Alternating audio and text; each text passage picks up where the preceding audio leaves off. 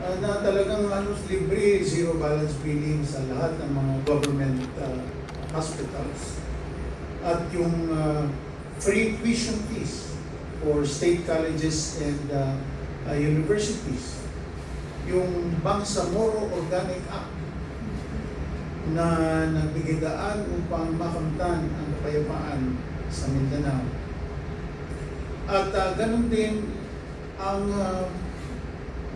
paglalagak niya ng pundo, lalo tigit sa mga ospital. Nangunguna yan ang Philippine General Hospital na talagang pinaglaunan niya ng 100 million pesos a month. Hindi basta-basta yun, talagang nagpusa siya. At ang kanyang pagtingin sa mga lokal na pamahalaan na kapanahunan ng kalamidad, bagyo, lindol, baha, nariyan yung masusugan din kaagad ng national government ang kakulangan ng pundo ng mga lokal na pamahalaan. Alam nila yan at hindi nila may pagkakailaya. Aside from the 5% calamity fund na inilaan ng national government, sinasabihan niya pa ako, kumuha ka kung mayroon pa makuha sa contingency fund ng Office of the President para maibigay natin sa mga lokal ng pamahalaan. Mayari kasi, 23 years siya naging mayor ng Davao City. Kaya ang puso niya nasa lokal ng pamahalaan at lalo tigit sa taong bayan. At sa mungkahin naman ng mga cabinet secretaries na bigyan pansin din ang ating mga OFWs. Andyan sa Secretary Bello, talagang nakapokus siya sa kanan ng mga OFWs at meron ng pundo yung OFWs na binibigay sa OWA na siyang kinakapital naman ng gobyerno upang mabigyang tulong ang mga OFWs na naapektuhan. Anumang mga pangyayari sa mga bansa kung saan sila ito naman nakadestino o nagtatrabaho. Kaya sa kabuuan, kita natin na kahit na nung umalis na siya sa pwesto, di hamang na umabot pa ng 91% if I'm not mistaken ang kanyang popularity rating at approval rating. Never in the history ng ating bansa yun. At doon sa sinabi niya, talagang nakakalungkot dahil sabi niya nga, I love my country, I love the Filipino people, and I'm putting at stake my life in the presidency para ipaglaban ko kanan ng bawat Pilipino.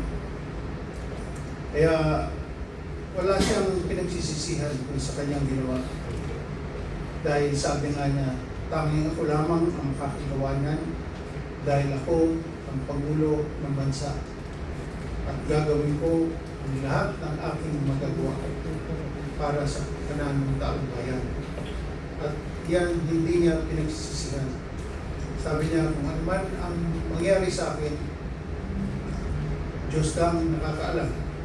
Aking pinibigay sa kanya ang kabuuan ng natitirok pang buhay. Kaya ganyan natin lumahal si Pangulong Duterte sa kanyang mga nagawang kabutihan sa ating bayan.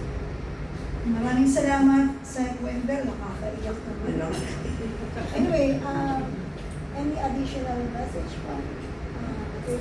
Yes, yung makikita po ninyo sa ating mga listeners, bakit malapit ang puso ni dating Presidente Duterte dun sa mga mas nangangailangan sa ating lipunan. Makita niyo po sa pulisiya ng ating dating kalihim ng DTI, si Secretary Lopez, at saka sa DBM, Department of Budget and Management, si Secretary Avisado.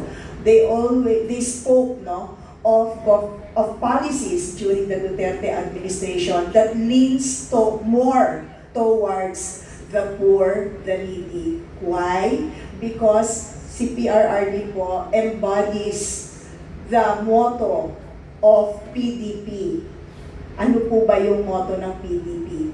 The poorest first, the poor second.